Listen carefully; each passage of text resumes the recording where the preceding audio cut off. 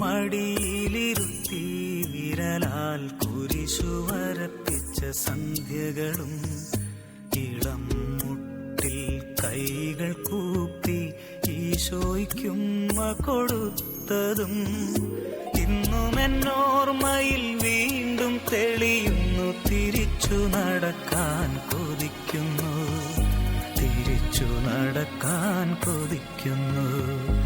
അമ്മ മടിയിലിരുത്തി വിരലാൽ കുരിശു വരപ്പിച്ച സന്ധ്യകളും ഇളം മുട്ടിൽ കൈകൾ കൂപ്പി ഈശോയ്ക്കുമ്മ കൊടുത്തതും ഇന്നും എന്നോർമ്മയിൽ വീണ്ടും തെളിയുന്നു. തിരിച്ചു നടക്കാൻ കൊതിക്കുന്നു, തിരിച്ചു നടക്കാൻ കൊതിക്കുന്നു.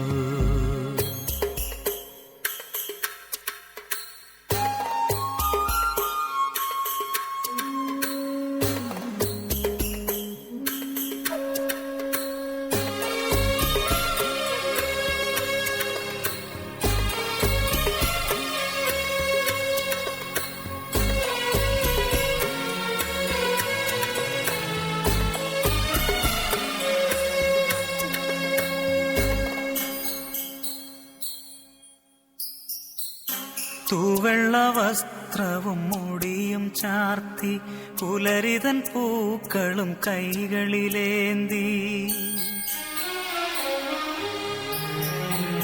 തൂവെള്ള വസ്ത്രവും മുടിയും ചാർത്തി പുലരിതൻ പൂക്കളും കൈകളിലേന്തി അൾത്താര മുന്നിൽ കൈകുപ്പി നിന്ന് ആദ്യ കുർബാന തന്നോർമ്മകളും പച്ചകടാതെ മനസ്സിൽ നിറയുമ്പോൾ തിരിച്ചു നടക്കാൻ കൊതിക്കുന്നു, തിരിച്ചു നടക്കാൻ കൊതിക്കുന്നു.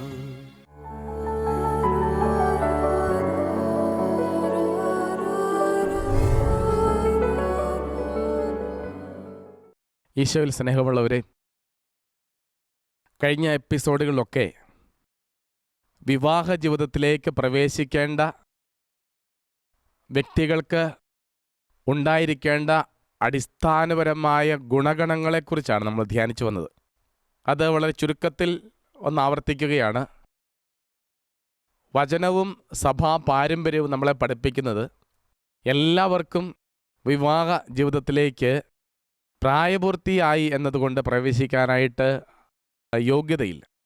ഏതൊരു ജീവിതാന്തസ്സിലേക്കും പ്രവേശിക്കാനായിട്ട് ആനുപാതികമായ ഗുണഗണങ്ങൾ ആവശ്യമാണ്. ഒരു വ്യക്തി ഒരു സ്റ്റെതസ്കോപ്പും കയ്യിൽ പിടിച്ച് രോഗിയെ പരിശോധിക്കാനായിട്ട് പാടില്ല. മിനിമം MBBS വിദ്യാഭ്യാസ യോഗ്യതയെങ്കിലും ഉണ്ടായിരിക്കണം. അപ്പോൾ ഏതൊരു കാര്യത്തിനും അടിസ്ഥാനപരമായ യോഗ്യതകൾ ആവശ്യമാണ്. അതുപോലെ തന്നെ ഒന്നാണ് കുടുംബജീവിതം. ഒരുപക്ഷെ അതിനേക്കാൾ പ്രാധാന്യമുള്ളതാണ്. അതുകൊണ്ട് തന്നെ അതിന് അടിസ്ഥാനപരമായ യോഗ്യതകൾ ഉണ്ടാവണം. അതാണ് മുമ്പ് കഴിഞ്ഞ എപ്പിസോഡുകളിലൊക്കെ നമ്മൾ പ്രതിപാദിച്ചു വന്നത്. 1 ശാരീരിക പക്വതയാണ്, 2 വൈകാരിക പക്വതയാണ്, 3 ആത്മീയ പക്വതയാണ്, 4 സാമ്പത്തിക ഭദ്രതയാണ്. അത്രയും 4 ഗുണഗണങ്ങൾ പരിപൂർണമായുള്ള വ്യക്തിയാണ് വിവാഹ ജീവിതത്തിലേക്ക് വരിക. അങ്ങനെ വിവാഹ കുടുംബജീവിതത്തിലേക്ക് വരുന്ന വ്യക്തികൾക്ക് 3 തരത്തിൽ വിവാഹത്തിലേക്ക് പ്രവേശിക്കാനായിട്ട് ഒരുക്കങ്ങൾ ഉണ്ടാവണം. അത് നമ്മൾ കഴിഞ്ഞ എപ്പിസോഡുകൾ ധ്യാനിച്ചു. 1 അകന്ന ഒരുക്കം, 2 അടുത്ത ഒരുക്കം, 3 ഏറ്റവും അടുത്ത ഒരുക്കം. ഇത്രയും ഒരുക്കത്തോടു കൂടിയാണ് കത്തോലിക്ക സഭയിൽ യുവജനങ്ങൾ വിവാഹമെന്ന കൂദാശ പരികർമ്മം ചെയ്ത് കുടുംബ ജീവിതത്തിലേക്ക് പ്രവേശിക്കുക. ഹായ് ഫ്രണ്ട്സ്, ഇന്ന് വേറിട്ടൊരു വഴിയിലൂടെയാണ് നാം സഞ്ചരിക്കുന്നത്. വിവാഹം കഴിഞ്ഞിട്ട് 1 വർഷം പോലും ആകുന്നതിന് മുമ്പ് ഡൈവോഴ്സ് ചെയ്യപ്പെടുന്ന ഈ സമൂഹത്തിൽ വിവാഹത്തിന്റെ ഗോൾഡൻ ജൂബിലി ആഘോഷിക്കുന്ന ഈ ദമ്പതികളെ നമുക്ക് പരിചയപ്പെടാം. അപ്പച്ച, അമ്മച്ചി നമസ്കാരം. അപ്പച്ചന്റെ പേരെന്താ? അല്ല, എവിടെ നോക്കിയാ പറയണ്ടേ? ഞങ്ങൾക്ക് ഇതൊന്നും പരിചയമില്ല. അല്ലേടി ഓരോതെ കൊച്ചേ, അവിടെ നോക്കി പറഞ്ഞാ മതി. മുഴുവൻ സമയം അങ്ങോട്ട് നോക്കിയിരുന്ന കഴുത്തുളുക്കത്തില്ലേ കൊച്ചേ? ഇടയ്ക്ക് അങ്ങോട്ട് നോക്കിയാ മതി. അല്ല വേണ്ട, എന്നെ നോക്കി പറഞ്ഞാ മതി. ആ, അത് കൊള്ളാം. കൊച്ച എന്നതാ നേരത്തെ ചോദിച്ചേ? എന്റെ പേരല്ലേ? എന്റെ പേര് കൊച്ചൗത. അപ്പച്ചൻ എന്നാ എല്ലാവരും വിളിക്കുന്നത്. അമ്മച്ചിയുടെ പേരോ? അവളുടെ പേര് ഒറോദ. വലിയ നാണക്കാരിയാ, അതാ ഒന്നും പറയാത്ത. പോടുന്നു. അയ്യോ വേദനിക്കുന്നടി. എന്തു പറ്റി? അവൾ ഇങ്ങനെയാ, സന്തോഷം വന്നാലും സങ്കടം വന്നാലും എന്നെ നുള്ളു. പ്രിയമുള്ളവരെ, ഇവരുടെ സന്തോഷം കണ്ടോ? ഇന്നത്തെ പുതുതലമുറ ഇതൊക്കെ ഒന്ന് കണ്ടുപിടിച്ചിരുന്നെങ്കിൽ. അപ്പശ, നിങ്ങളുടെ വിവാഹം കഴിഞ്ഞിട്ട് 50 വർഷങ്ങളായി എന്നാണല്ലോ പറഞ്ഞത്. ഈ 50 വർഷങ്ങളിലേക്ക് ഒന്ന് തിരിഞ്ഞു നോക്കുമ്പോൾ എന്തൊക്കെയാ നിങ്ങൾക്ക് പറയാനുള്ളത്? എന്നതാടി കൊച്ചു ചോദിക്കുന്നത്? മനസ്സിലായില്ല? എന്റെ പൊന്നു കൊച്ചേ, ഞാൻ 4ാം ക്ലാസ് വരെ പഠിച്ചു, ഇവളാണ് 2ാം ക്ലാസ്സും. നിങ്ങൾ പറയുന്നൊന്നും ഞങ്ങൾക്ക് മനസ്സിലാകത്തില്ലെന്നേ. എന്റെ പൊന്നപ്പശ, കല്യാണം കഴിഞ്ഞിട്ട് 50 വർഷമായില്ലേ? വഴക്കും പ്രശ്നമൊന്നുമില്ലാതെ ഈ 50 വർഷം എങ്ങനെ ജീവിച്ചു? ആര് പറഞ്ഞു വഴക്കില്ലാന്ന്? വഴക്കൊക്കെ പിടിക്കും. അല്ലടി പെണ്ണേ. പെങ്കുച്ചിരിക്കുന്നോണ്ടാ ഞാനൊന്നും പറയുന്നില്ല. അപ്പൊ നിങ്ങക്ക് മാതൃകാ ദമ്പതികൾക്കുള്ള അവാർഡ് തന്നതോ? മന്ത്രിമാരൊക്കെ അനുമോദിച്ചതോ? ഒറ്റേ 50 വർഷം ഞങ്ങൾ ഒരുമിച്ച് ജീവിച്ചു. വഴക്കൊക്കെ ഉണ്ടായിട്ടുണ്ട്. പക്ഷെ ആ വഴക്കിനൊക്കെ 10 മിനിറ്റിന്റെ ആയുസ് പോലും ഇല്ലായിരുന്നു. ഒരു കാര്യം സത്യം മോളെ, ഇവളായതുകൊണ്ട് എന്നെ സഹിച്ചതാ. ഇവൾക്ക് എന്നെ അത്രക്ക് ഇഷ്ട. അല്ലടി പെണ്ണേ. കൊച്ചേ, ഒരു കാര്യമുണ്ട്, എന്നെ സഹിക്കാൻ ഈ അച്ചായന് മാത്രമേ പറ്റൂ. ഇതാണ് ശരിക്കും ദാമ്പത്യം. പരസ്പരം മനസ്സിലാക്കിയും കുറവുകൾ കണ്ടെത്തിയും വിട്ടുവീഴ്ച ചെയ്ത് ജീവിക്കുന്ന ഇവരുടെ കൂടുതൽ വിശേഷങ്ങൾ നമുക്ക് ചോദിക്കാം. പറ അപ്പച്ച, നിങ്ങളുടെ ജീവിതത്തിന്റെ വിജയരഹസ്യം എന്താ? എടി പെണ്ണേ, നമ്മുടെ വറക്കപ്പറമ്പ് താഴത്തെ കുഞ്ഞുവർക്കി പാട്ടത്തിന് ചോദിച്ചിട്ടുണ്ട്. അപ്പൊ നമ്മളവിടെ വാഴ വെക്കാന്ന് പറഞ്ഞതല്ലായിരുന്നോ? അതൊക്കെ ശരിയായിടി പെണ്ണേ. അവൻ ചോദിച്ചാ എങ്ങനെയില്ലാന്ന് പറയാ? അവര് കുറച്ച് കഷ്ടത്തിലാ. കഴിഞ്ഞ ദിവസം കുഞ്ഞുമേരിയെ കണ്ടപ്പോ അവളാ പറഞ്ഞത്. ഓടേതമ്പരം നമുക്ക് ഇതിന് സ്ഥലമൊക്കെ തന്നില്ലേ? അത് നമുക്ക് മാത്രമുള്ളതാണോ? അവരോട് പാട്ടൊന്നും ചോദിക്കണ്ടേ ചായ? അത് ശരിയാ. അവരെന്തെങ്കിലും അവിടെ കൃഷി ചെയ്യട്ടെ, പറമ്പെങ്കിലും തെളിഞ്ഞെടുക്കുമല്ലോ. അമ്മച്ചിയെ വിശക്കുന്നുണ്ട്. ഈ ചേട്ടായിക്ക് എപ്പോഴും വിശപ്പാ. ഒരു പ്ലേറ്റ് കപ്പ ഇപ്പൊ കഴിച്ചല്ലേ ഉള്ളടാ. അതൊക്കെ ആവിയായിപ്പോയ അപ്പച്ച. ഇച്ചായ നമുക്ക് കഞ്ഞി കുടിച്ചേച്ചു വരാം. അമ്മച്ചിയേ, എന്നതാടാ? മീനുണ്ടോ അമ്മച്ചി? മീനൊക്കെ കഴിഞ്ഞു. അമ്മച്ചി പപ്പടം ചുട്ടുതരാ എന്റെ കൊച്ചിന്. അപ്പച്ച, എന്നാടാ? ചന്തയിൽ പോയി മീൻ മേടിക്ക അപ്പച്ച. വൈകുന്നേരം പോവാം, നെയ്യും പോരെ? എന്നെയും കൊണ്ടുപോവോ? അയ്യോ, കുഞ്ഞിനെയും ചേട്ടാ ഇനി എങ്ങനെ കൊണ്ടുപോണേ? അപ്പൊ അമ്മച്ചി തനിച്ചാവൂലേ? വാ, നമുക്കെല്ലാവർക്കും കഞ്ഞി കുടിക്കാം.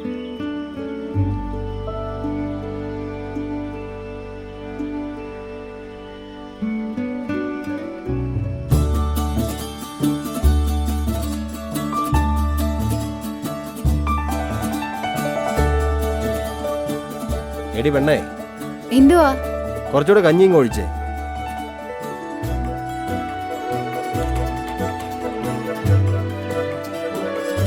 നിനക്ക് വേണോടാ? മതി അമ്മച്ചി. വലിയ വിശപ്പായിരുന്നല്ലോ. നിറഞ്ഞു. പിന്നെ നമ്മുടെ വടക്കേപ്പറമ്പിലെ ഒരു ഏത്തക്കൊല പാപ്പുവിന്റെ ചായക്കടയിൽ കൊടുത്തു. 16 അണ കിട്ടി. തൊമ്മിക്കുഞ്ഞിന് ഒരു 51 അണ കൊടുക്കാനുണ്ട്. കഴിഞ്ഞ കൊല്ലം വറുതി വന്നപ്പോ മേടിച്ചതാ. അത് പറമ്പിലെ കപ്പ പറിച്ചിട്ട് കൊടുക്കാം. എന്തിനാ പിള്ളേരോടും എന്നോടും ഈ കണക്കൊക്കെ പറയുന്നേ? അതല്ലടി, പിള്ളേരും നീയൊക്കെ എല്ലാം അറിയണം. ഈ കുടുംബത്തിന്റെ വരവ് ചെലവ് കണക്കല്ല, എല്ലാവരും മനസ്സിലാക്കണം. അപ്പച്ചാ, കൊച്ചാപ്പിക്കൊരാഗ്രഹമുണ്ട്. എന്നാടാ കൊച്ചാപ്പി? കൊച്ചാപ്പിയുടെ കൂട്ടുകാർക്കെല്ലാം വള്ളിച്ചെരുപ്പുണ്ടെന്ന്, അതുപോലൊരെണ്ണം കൊച്ചാപ്പിക്കും വേണമെന്ന്. അതിനെന്താ, എന്റെ കുഞ്ഞിനെ അപ്പച്ചൻ മേടിച്ചരാട്ടോ. എല്ലാം തുറന്ന് സംസാരിക്കാനുള്ള മനസ്സ്, അതാണ് നിങ്ങളുടെ വിജയരഹസ്യം. അത് മാത്രമല്ല, ഞങ്ങൾ എല്ലുമുറി അധ്വാനിക്കും. എപ്പോഴും ഞങ്ങൾ ഒരുമിച്ചായിരിക്കും. ഞങ്ങളുടെ കുടുംബത്തിന്റെ എല്ലാ കാര്യവും മക്കൾക്കെല്ലാം അറിയാം. മക്കളുടെ കാര്യം പറഞ്ഞപ്പോഴാ 3 മക്കളെ നിങ്ങൾക്ക് ഉണ്ടായല്ലോ. അന്നത്തെ കാലത്ത് 5-8 മക്കൾ ഉണ്ടായിരുന്നില്ലേ എല്ലാ കുടുംബത്തിലും? മൂത്തതങ്ങൾ 3 പാലായിൽ എന്റെ ആങ്ങളുടെ അടുത്തായിരുന്നു. അതുങ്ങൾ അവിടെ പഠിച്ചത്. അപ്പോ കൂടെയുള്ള 3 മക്കളെ പഠിപ്പിച്ചില്ലേ? അവരെയും പഠിപ്പിച്ചു. തമ്പുരാന്റെ അനുഗ്രഹം കൊണ്ട് മക്കളൊക്കെ വലിയ നിലയിലായി. നിങ്ങളുടെ ജീവിതത്തിൽ നിങ്ങൾ വഴക്കൊന്നും പിടിച്ചിട്ടില്ലേ? എനിക്ക് നല്ലോണം ദേഷ്യം വരുന്നുണ്ട്. ഓ, നിങ്ങൾക്ക് ദേഷ്യം വന്ന ഇപ്പൊ എനിക്കെന്നാ? നീയാ പറഞ്ഞ ഒട്ടും ശരിയായില്ല. ഞാൻ ഉള്ളത് ആരുടെ മുഖത്ത് നോക്കിയും പറയും. പെണ്ണുങ്ങൾക്ക് ഇത്ര അഹങ്കാരം പാടില്ല. ആ, എനിക്ക് അഹങ്കാരമാ. നിങ്ങൾ തന്നെ അങ്ങ് പണിതോ.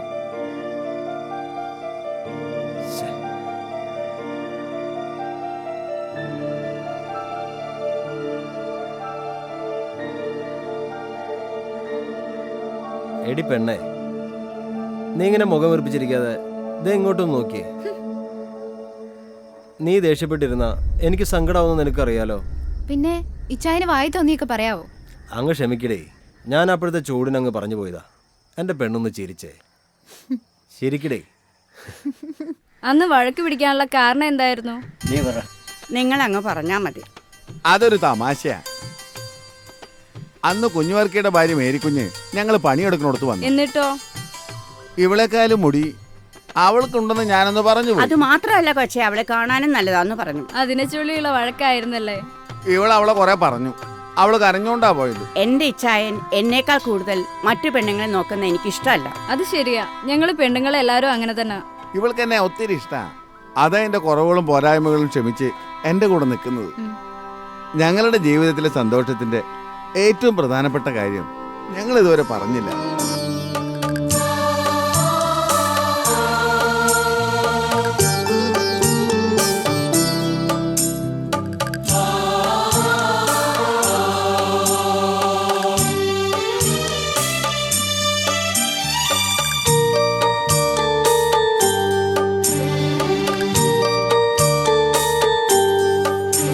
ഞങ്ങളുടെ പ്രാർത്ഥനയായിരുന്നു ഞങ്ങളെ സന്തോഷത്തിൽ ജീവിക്കാൻ ഇടയാക്കിയത്. കൊച്ചേ, ഈ 50 വർഷത്തിനിടയ്ക്ക് ഞങ്ങളുടെ ജീവിതത്തിൽ ഒത്തിരി ദുഃഖങ്ങളും ദുരന്തങ്ങളും ഒക്കെ വന്നിട്ടുണ്ട്. അതിനെല്ലാം ആശ്വാസം കണ്ടെത്തിയത് ഞങ്ങളുടെ പ്രാർത്ഥനാ സമയത്തിലായിരുന്നു.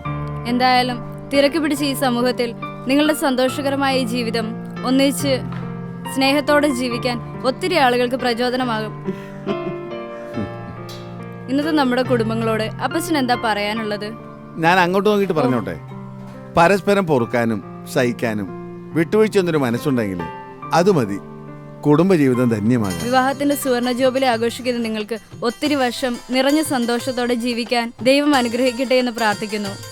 ചെറിയ ചെറിയ കാര്യങ്ങൾ വിവാഹമോചനം വരെ എത്തിക്കുന്ന നമ്മുടെ പുതിയ തലമുറ ഇവരെ മാതൃകയാക്കട്ടെ. പരസ്പരം സ്നേഹിക്കുന്ന കരുണയുള്ള കുടുംബങ്ങളാകട്ടെ നമ്മുടെ ഭവനങ്ങൾ എന്ന് ആശംസിച്ചുകൊണ്ട് നന്ദി. വിവാഹമെന്ന കൂദാശയുടെ ഏറ്റവും പ്രധാനപ്പെട്ട ഭാഗം ഏതാണ്? വിവാഹമെന്ന കൂദാശയുടെ ഏറ്റവും പ്രധാനപ്പെട്ട ഭാഗം ഏതാണ് എന്ന് ചോദിക്കുമ്പോൾ പലരും പല ഉത്തരങ്ങളാണ് പറഞ്ഞു കണ്ടിട്ടുണ്ട്. ചിലർ പറയും താലികെട്ടാണ്, ചിലർ പറയുന്നു മോതിരം മാറലാണ്, ചിലർ പറയുന്നു സുവിശേഷത്തിൽ കരങ്ങൾ വെച്ചുകൊണ്ടുള്ള പ്രതിജ്ഞയെടുക്കലാണ്. ഇതൊക്കെ ഉത്തരങ്ങളായിട്ട് വരാറുണ്ട്. പക്ഷേ വിവാഹമെന്ന കൂദാശയിലെ അല്ലെങ്കിൽ കൂദാശയുടെ ഏറ്റവും പ്രധാനപ്പെട്ട കാര്യം സമ്മതം ചോദിക്കലാണ്. മുമ്പൊരിക്കൽ അച്ഛനത് പ്രതിപാദിച്ചിട്ടുണ്ട്. മത്തായി മറിയാമ്മയെ നിന്റെ ഭാര്യയായി സ്വീകരിക്കുന്നുവോ? മത്തായി പറയുന്നു സ്വീകരിക്കുന്നു. മറിയാമ്മയോട്, മറിയാമ്മേ മത്തായിയെ നിന്റെ ഭർത്താവായി സ്വീകരിക്കുന്നു. മറിയാമ്മ സ്വീകരിക്കുന്നില്ല എന്ന് പറഞ്ഞു എന്ന് വിചാരിക്കുക. അച്ഛൻ ഒരിക്കൽ കൂടി ചോദിക്കും, മറിയാമ്മേ മത്തായിയെ നിന്റെ ഭർത്താവായി സ്വീകരിക്കുന്നുവോ? മറിയാമ്മ രണ്ടാം വട്ടവും ഇല്ല എന്ന് പറഞ്ഞു എന്ന് വിചാരിക്കുക. പിന്നെ വിവാഹം നടക്കില്ല. അതുകൊണ്ട് വിവാഹമെന്ന കൂദാശയുടെ ഏറ്റവും പ്രധാനപ്പെട്ട ഭാഗം സമ്മതം ചോദിക്കലാണ്. ആ സമ്മതം ചോദിക്കുന്ന ഫോർമുല ഇങ്ങനെയാണ്: മിശിഹായുടെ നിയമവും തിരുസഭയുടെ നടപടിയും അനുസരിച്ച് സ്വതന്ത്രമായ മനസ്സോടും പൂർണ്ണമായ സമ്മതത്തോടും കൂടി മത്തായി മറിയാമ്മയെ നിന്റെ ഭാര്യയായി സ്വീകരിക്കുന്നുവോ? അപ്പോൾ 4 കണ്ടീഷൻസ് ഇവിടെയുണ്ട്. 1 മിശിഹായുടെ നിയമം, 2 തിരുസഭയുടെ നടപടി, 3 സ്വതന്ത്രമായ മനസ്സ്, 4 പൂർണ്ണമായ സമ്മതം. ഈ 4 കാര്യങ്ങളുടെ അടിസ്ഥാനത്തിലാണ് വിവാഹമെന്ന കൂദാശ സംഭവിക്കുക. ഈ 4 കാര്യങ്ങളുടെ അഭാവം വിവാഹമെന്ന കൂദാശയെ ഇല്ലാതാക്കിക്കളയും.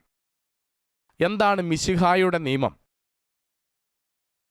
മിശിഹായുടെ നിയമം എന്ന് പറയുന്നത് സത്യവചനമാണ്, സുവിശേഷമാണ്.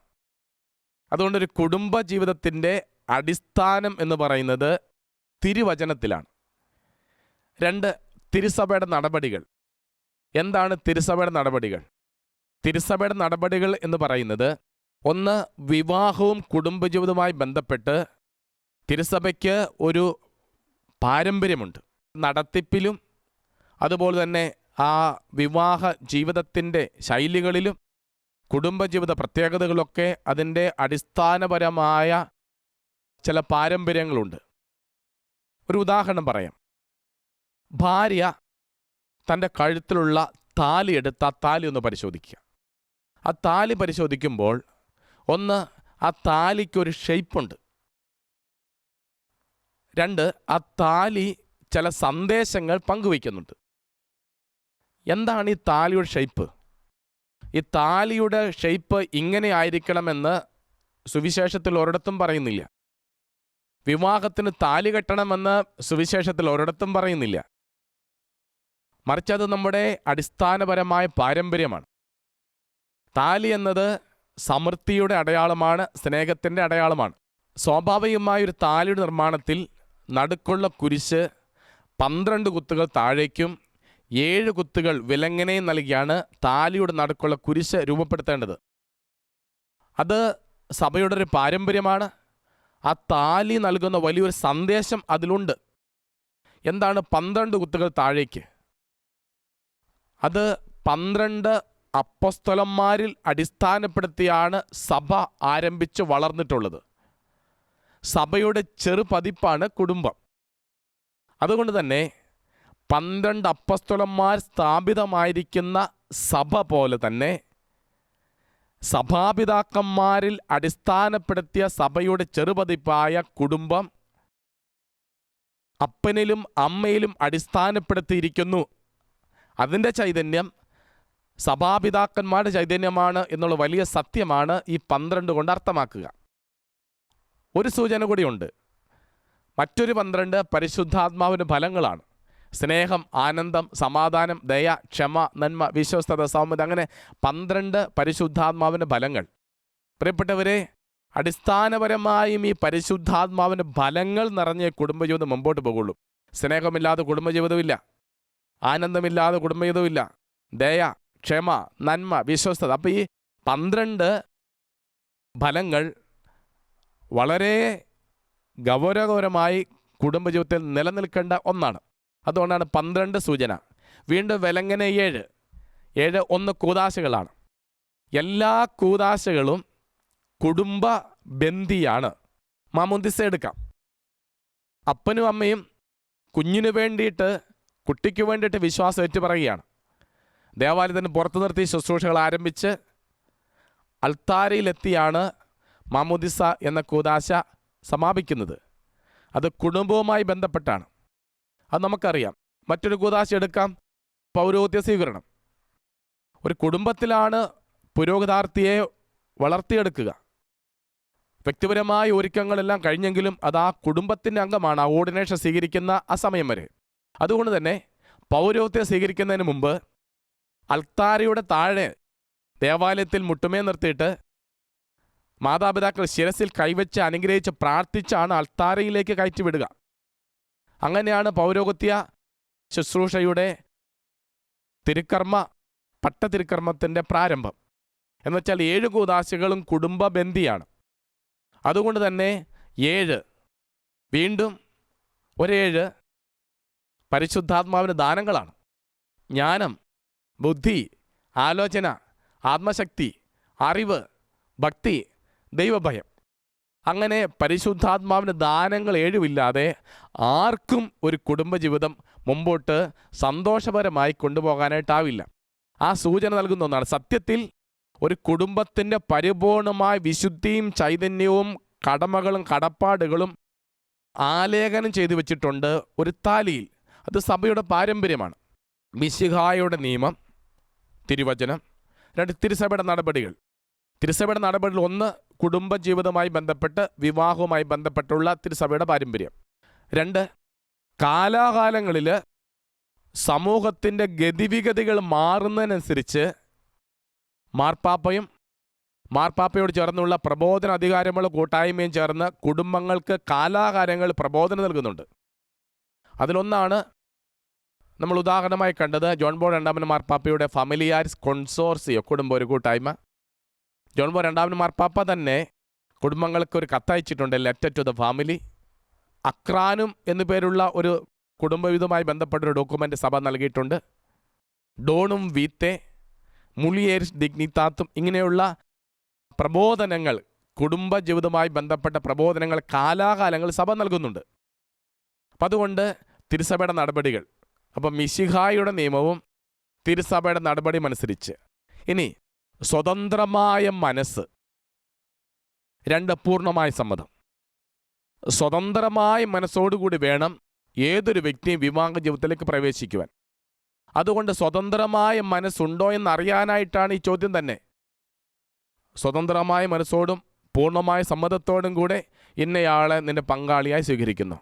ഇന്ന് ചിലപ്പോഴെങ്കിലും മാതാപിതാക്കൾ നിർബന്ധത്താലോ അല്ലെങ്കിൽ മറ്റ് ആരുടെയെങ്കിലും നിർബന്ധത്താലോ ഇഷ്ടമില്ലാത്ത വിവാഹത്തിലേക്ക് പ്രവേശിക്കാനായിട്ട് ചിലരെങ്കിലും നിർബന്ധിതരായിട്ടുണ്ട്. ചിലപ്പോഴെങ്കിലും കുടുംബജീവിത പ്രതിസന്ധികളിൽ നട്ടം തിരിയുമ്പോൾ, കൗൺസിലിങ്ങിന് വരുമ്പോഴും പ്രാർത്ഥിക്കുമ്പോഴൊക്കെ പങ്കാളികൾ പറയാറുണ്ടായിരുന്നു, അച്ഛാ ഈ ബന്ധം എനിക്കിഷ്ടമില്ലായിരുന്നു അച്ഛാ, എൻ്റെ അപ്പച്ചൻ്റെ നിർബന്ധം കൊണ്ട് മാത്രമാണ്, അല്ലെ അമ്മയുടെ നിർബന്ധം കൊണ്ട് മാത്രമാണ്, അല്ലെ എൻ്റെ അപ്പച്ചൻ ആത്മഹത്യ എന്ന് പറഞ്ഞു, അല്ല അമ്മ പറഞ്ഞു ഈ വിവാഹം നടന്നില്ലെങ്കിൽ ഞാൻ വീട്ടിൽ നിന്ന് ഇറങ്ങിപ്പോകും. അങ്ങനെ പല രീതിയിലുള്ള ഭീഷണിയും പ്രലോഭനങ്ങൾ കൊണ്ടാണ് അച്ഛാ ഈ ബന്ധത്തിന് ഞാൻ നിന്നുകൊടുത്തത്. പ്രിയപ്പെട്ടവർ, തെറ്റാണ്. വിവാഹ ജീവിതത്തിലേക്ക് പ്രവേശിക്കുന്ന വ്യക്തിക്ക് സ്വതന്ത്രമായ മനസ്സുണ്ടാവണം. ആ വ്യക്തിയോടൊപ്പം മരണം വരെ ഒരുമിച്ച് ജീവിക്കണം. മനസ്സും ശരീരവും പങ്കുവെച്ച് മരണം വരെ ഒരുമിച്ച് ജീവിക്കേണ്ട പശ്ചാത്തലത്തിൽ സ്വതന്ത്രമായ മനസ്സും പൂർണ്ണമായ സമ്മതവുമില്ലാതെ വിവാഹ ജീവിതത്തിലേക്ക് പ്രവേശിക്കാൻ പാടില്ല. പ്രിയപ്പെട്ടവരെ, എൻ്റെ കയ്യിലുള്ളത് ജോൺ പോൾ രണ്ടാമൻ മാർപ്പാപ്പ ലോകത്തെമ്പാടുമുള്ള എല്ലാ ക്രൈസ്തവ കുടുംബങ്ങൾക്കുമായി നൽകിയിരിക്കുന്ന അടിസ്ഥാന പ്രബോധനമാണ്. കുടുംബങ്ങളുടെ സുവിശേഷം എന്നറിയപ്പെടുന്ന അപ്പസ്തോലിക പ്രബോധനം, the role of the Christian family in the modern world, Familiaris Consortio. അതിൽ മാർപ്പാപ്പ പറയുന്നു, എന്തിനാണ് ഒരു വ്യക്തി വിവാഹം കഴിക്കുന്നത്, അല്ല ഒരു കുടുംബത്തിൻ്റെ ഉത്തരവാദിത്തം എന്താണ്? അത് 4ആയിട്ടാണ് മാർപ്പാപ്പ വളരെ മനോഹരമായി വിവക്ഷിക്കുക. 1, forming a community of persons, വ്യക്തികളുടെ ഒരു കൂട്ടായ്മ രൂപീകരിക്കുക. 2, സെർവിങ് ലൈഫ്, ജീവന് ശുശ്രൂഷ നൽകുക. 3, participating in the development of society, സമൂഹത്തിൻ്റെ വികസനത്തിലുള്ള പങ്കാളിത്തം വഹിക്കുക. 4, sharing in the life and mission of the church, സഭയുടെ ജീവനും ദൗത്യവും ഷെയർ ചെയ്യുക, അല്ലേ അതിൽ പങ്കാളിത്തം വഹിക്കുക. പ്രിയപ്പെട്ടവരെ, ഇത് ചുരുക്കത്തിൽ നമ്മൾ ധ്യാനിക്കുകയാണ്.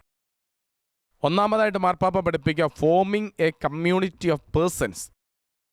കുടുംബജീവിതത്തിലേക്ക് പ്രവേശിക്കുന്നത് വ്യക്തികളുടെ ഒരു കൂട്ടായ്മ സ്ഥാപിക്കുക എന്നതാണ്. സത്യത്തിൽ ഒരു കുടുംബത്തിൽ ഒരു വ്യക്തികളുടെ കൂട്ടായ്മയുണ്ട്. ഇങ്ങനെ ശ്രദ്ധിക്കാം, അവിടെ ഒരു അപ്പച്ചനുണ്ട്, അവിടെ ഒരമ്മയുണ്ട്, മക്കളുണ്ട്. ചില കുടുംബങ്ങളിൽ വല്യപ്പച്ചനുണ്ട്, വല്യമ്മയുണ്ട്. വ്യക്തികളുടെ ഒരു കൂട്ടായ്മയാണ്. പക്ഷേ വ്യക്തികളുടെ ഒരു കൂട്ടായ്മ എപ്പോഴും കുടുംബമാവില്ല. ഒരു കുടുംബത്തിൻ്റെ അടിസ്ഥാനവും ലക്ഷ്യവും എന്താണ് എന്ന് ഈ പ്രബോധനത്തിൽ മാർപ്പാപ്പ പഠിപ്പിക്കുന്നു. അത് രണ്ടും സ്നേഹമാണ്. ഒരു കുടുംബത്തിൻ്റെ അടിസ്ഥാനം സ്നേഹമാണ്, ഒരു കുടുംബത്തിൻ്റെ ലക്ഷ്യവും സ്നേഹമാണ്. അപ്പോൾ ഒരു സ്നേഹത്തിൻ്റെ വിവിധ ഭാവങ്ങൾ ഈ കുടുംബത്തിൽ നമ്മൾ കാണുന്നു. സ്നേഹത്തിൻ്റെ വിവിധ ഭാവങ്ങൾ എന്നച്ഛൻ പറയുന്നത് നമുക്ക് ശ്രദ്ധിക്കാം. അവിടെ അപ്പച്ചനും അമ്മയുമുണ്ട്. അപ്പച്ചനും അമ്മയും തമ്മിലുള്ള ഒരു ആഴമായ സ്നേഹബന്ധമുണ്ട്. അവിടെ മക്കളുണ്ട്. മക്കൾ പരസ്പരമായ ആഴമായ ഒരു സ്നേഹബന്ധമുണ്ട്. അപ്പച്ചനും അമ്മയും തമ്മിലുള്ള സ്നേഹം പോലെയല്ല മക്കൾ പരസ്പരമുള്ള സ്നേഹം. മാതാപിതാക്കളും മക്കളും തമ്മിലുള്ള സ്നേഹം പോലെയല്ല മക്കൾ പരസ്പരമുള്ള സ്നേഹം. അതുകൊണ്ട് വ്യത്യസ്തങ്ങളായ സ്നേഹങ്ങളുടെ ഒരു കൂട്ടായ്മ ചേർച്ച ഈ കുടുംബങ്ങളുണ്ട്. അത് പരിപൂർണമായ ഒറ്റ സ്നേഹമാണ്. ആ സ്നേഹത്തിൻ്റെ വിവിധ ഭാവങ്ങളാണ്. ഇവിടെ ഈ സന്ദേശം നിങ്ങളുടെ പക്കലെത്തിക്കാനായിട്ട് കുറേ യന്ത്രങ്ങൾ പ്രവർത്തിക്കുന്നുണ്ട്. ക്യാമറ പലതുണ്ട്. എൻ്റെ മുമ്പിൽ ഒരു മൈക്ക് ഇരിപ്പുണ്ട്. അതുപോലെ തന്നെ ലൈറ്റുകൾ ചുറ്റും പ്രകാശിക്കുന്നുണ്ട്. അപ്പോൾ ഇതെല്ലാം പെട്ടെന്ന് നിന്നുപോകും. എങ്ങനെ? ഇലക്ട്രിസിറ്റി കട്ടായാൽ. ക്യാമറയല്ല ലൈറ്റ്, ലൈറ്റല്ല മൈക്ക്, എല്ലാം വ്യത്യസ്തങ്ങളായ ഉപകരണങ്ങളാണ്. അവയുടെ എല്ലാ സർവീസുകളും വ്യത്യസ്തങ്ങളാണ്. പക്ഷെ അവയെല്ലാം ചലിപ്പിക്കുന്ന ഏക സത്യം കരണ്ടാണ്, ഇലക്ട്രിസിറ്റിയാണ്. എന്ന് പറയുന്നത് പോലെ ഒരു കുടുംബജീവിതത്തിൽ വ്യത്യസ്തങ്ങളായ സ്നേഹഭാവങ്ങളുണ്ട്. മാതാപിതാക്കളും മക്കളും, അതുപോലെ ഭാര്യ ഭർത്താക്കന്മാർ, മക്കൾ പരസ്പരം, അങ്ങനെ വ്യത്യസ്തങ്ങളായ സ്നേഹബന്ധങ്ങളുണ്ട്. ഈ വ്യത്യസ്തങ്ങളായ സ്നേഹബന്ധങ്ങളുടെ അടിസ്ഥാനം ദൈവ സ്നേഹമാണ്, ക്രിസ്തുവിൻ്റെ സ്നേഹമാണ്. ആ സ്നേഹത്തിൻ അടിസ്ഥാനപ്പെടുത്തിയാണ് വിവിധ സ്നേഹബന്ധങ്ങൾ ഇഴചേർത്ത് വെച്ചിരിക്കുന്നത്. അതുകൊണ്ട് ഈ സ്വർഗവുമായിട്ടുള്ള ഈ സ്നേഹബന്ധം മുറിഞ്ഞാൽ കുടുംബജീവിതത്തിലെ പരിപൂർണമായിട്ടുള്ള ബന്ധങ്ങൾ എല്ലാം തീരും. അതുകൊണ്ട് മാർപ്പാപ്പ പറയുന്നു, വ്യക്തികളുടെ ഒരു കൂട്ടായ്മ രൂപീകരിക്കുക. പ്രിയപ്പെട്ടവരെ, അത് വളരെ പ്രധാനമാണ്. അപ്പോൾ വ്യക്തികളുടെ ഒരു കൂട്ടായ്മയുടെ അടിസ്ഥാനമായ കാര്യം സ്നേഹമാണ്. അതുകൊണ്ട് ചുരുക്കി പറയാം, എന്തിനാണ് വിവാഹം കഴിക്കുന്നത്? മാർപ്പാപ്പ പറയുന്ന 4 കാര്യങ്ങളെ ചുരുക്കി പറഞ്ഞാൽ: 1. പരസ്പരം സ്നേഹിക്കുക. 2. ജീവന് സേവനമനുഷ്ഠിക്കുക, അല്ലെങ്കിൽ സൃഷ്ടികർമ്മത്തിൽ പങ്കുപറ്റുക. 3. മക്കളെ ദൈവമക്കളാക്കി വളർത്തിയെടുക്കുക. മക്കളെ ദൈവമക്കളാക്കി വളർത്തിയെടുക്കുമ്പോൾ സമൂഹത്തിൻ്റെ വികസനത്തിൽ പങ്കാളിത്തം വരുന്നുണ്ട്. അതുപോലെ തന്നെ സഭയുടെ ജീവനിലും ദൗത്യത്തിലും പങ്കുചേരുന്നുമുണ്ട്. അടുത്ത എപ്പിസോഡിൽ എന്താണ് കുടുംബ ജീവിതത്തിലെ പരസ്പര സ്നേഹം എന്നാൽ എന്താണ് എന്നാണ് നമ്മൾ ധ്യാനിക്കുക. ഒരു നിമിഷം നമ്മുടെ കുടുംബങ്ങളെ എല്ലാം തമ്പുരാൻ്റെ സന്നിധിയിൽ ചേർത്ത് വെച്ച് നമുക്ക് പ്രാർത്ഥിക്കാം. കുടുംബങ്ങൾ ശിഥിലമായാൽ സമൂഹം ശിഥിലമാകും. കുടുംബ ബന്ധങ്ങൾക്ക് കെട്ടുറപ്പ് നഷ്ടപ്പെട്ടാൽ സമൂഹത്തിൻ്റെ കെട്ടുറപ്പ് പോകും. കുടുംബ ബന്ധങ്ങളുടെ മൂല്യശോഷണം സംഭവിച്ചാൽ സമൂഹത്തിൽ മൂല്യശോഷണം സംഭവിക്കും. അതുകൊണ്ട് സമൂഹം ഇന്ന് അടിസ്ഥാനപരമായി ശ്രദ്ധിക്കേണ്ടത് കുടുംബങ്ങളുടെ വിശുദ്ധീകരണമാണ്. എല്ലാ കുടുംബങ്ങളെയും ദൈവ തിരുക്കരങ്ങളിലേക്ക് സമർപ്പിച്ച് കുടുംബങ്ങളെ തിരുക്കുടുംബങ്ങളാക്കി മാറ്റുവാനായി കൃപ നൽകണമേ ദൈവമേ എന്ന് നമുക്ക് ആത്മാർത്ഥമായിട്ട് പ്രാർത്ഥിക്കാം.